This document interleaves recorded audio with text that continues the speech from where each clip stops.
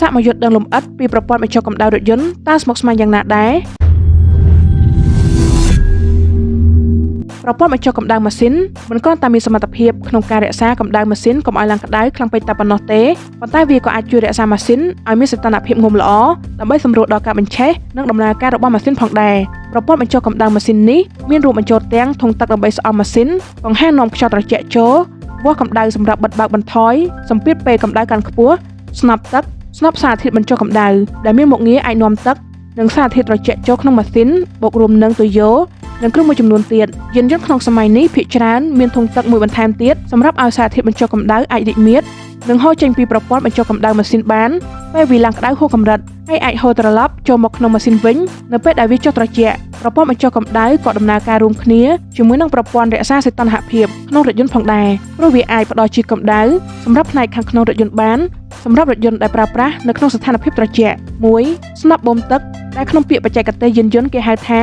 ស្នប់បូមសារធាតុបញ្ចុះកម្ដៅនោះដំណើរការដោយម៉ាស៊ីនរថយន្តផ្ទាល់ដែលមាននីតិសម្រាប់បូមសារធាតុរាវបញ្ចុះកម្ដៅឲ្យវាហូរទៅក្នុងប្រព័ន្ធបញ្ចុះកម្ដៅរថយន្តបើសិនជាមានការលេចធ្លាយឬក៏មានសំឡេងពីក្នុងប្រព័ន្ធបញ្ចុះកម្ដៅមកវាអាចជាសញ្ញាថាស្នប់បូមទឹកនេះខូចហើយដែលវាអាចបណ្ដាលមកពីមូលហេតុមួយចំនួនដូចជាអាយុកាលចាស់ដាច់ខ្សែពានម៉ាស៊ីនរថយន្តក្ដៅហួសកម្រិតនិងការខូចខាតប្រព័ន្ធផ្សេងៗនៅក្នុងរថយន្តក៏អាចឲ្យស្នប់ទឹកនេះខូចផងដែរដោយសារតែទីតាំងរបស់ស្នប់បូមទឹកនេះគឺនៅជិតទៅនឹងម៉ាស៊ីនអ្នកប្រើប្រាស់រថយន្តទាំងអស់គួរតែឧស្សាហ៍មើលវានិងខ្សែពានហើយប្រការល្អគួរតែដូរស្នប់នេះចេញតែម្ដងនៅពេលដល់អាយុកាលកំណត់របស់វាទោះបីជាវានៅដំណើរការក៏ដោយហេតុថាបើសិនជាវាខូចដោយចៃដន្យវាអាចបណ្ដាលឲ្យប្រព័ន្ធបញ្ចុះកម្ដៅម៉ាស៊ីនទាំងមូលដំណើរការមិនរលូនធ្វើឲ្យខូចម៉ាស៊ីនអាចចំណាយលុយច្រើនលើសដើម2កង្ហាស្អំធុងទឹកមានតួនាទីទាញយកខ្យល់ត្រជាក់មកពីខាងក្រៅដើម្បីស្អំធុងទឹករថយន្តវាមានទីតាំងនៅចន្លោះធុងទឹកនិងម៉ាស៊ីនរថយន្តដែលកង្ហាស្អំធុងទឹកនេះវានឹងដំណើរការនៅពេលណា